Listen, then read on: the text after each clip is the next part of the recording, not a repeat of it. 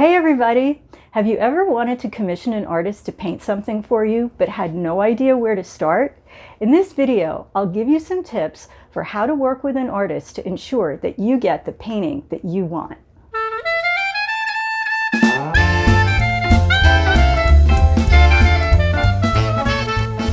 This is a painting I recently finished for a client who's very familiar with my work. If you're going to hire someone, make sure you take the time to get to know them and their work to ensure that it's going to be a good fit. The next thing that you want to do is communicate with them up front about your timing, your budget, and what really it is that you're looking for in terms of your subject, what that subject means to you, and what you want in the end result.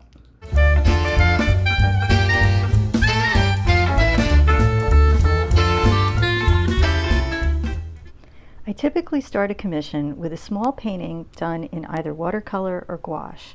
The purpose of this is to give my client an idea of what their finished painting is going to look like and allow them to give me any more input that they'd like to before I start on the final piece. Once the client has approved the sketch, it's time for me to get the painting onto the canvas. I always start with an underpainting, and that's typically done on a canvas that's toned with a color that's the opposite of the predominant color in the painting. In this case, I'm using a rose-toned canvas because the majority of the colors on the Bryant Park carousel are nice, bright, beautiful greens, which are the complement to red. This is the underpainting. It's really the most important part of the entire painting process. It serves as the structure for the color layers that will go on top. For this painting, I designed a palette that was really bright and colorful, one that would truly reflect the playfulness and energy of the subject. Not only does the palette reflect the playfulness of this painting, but the brushstrokes do as well.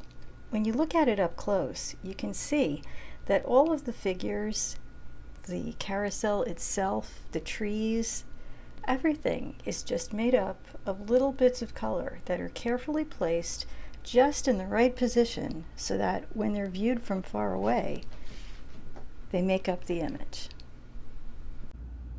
Well, my client loves the painting. We've been communicating all throughout the process and she's really happy with it. So the only thing left for me to do is sign it and ship it. Now that you're familiar with the process, maybe you'd like to commission a painting of your own.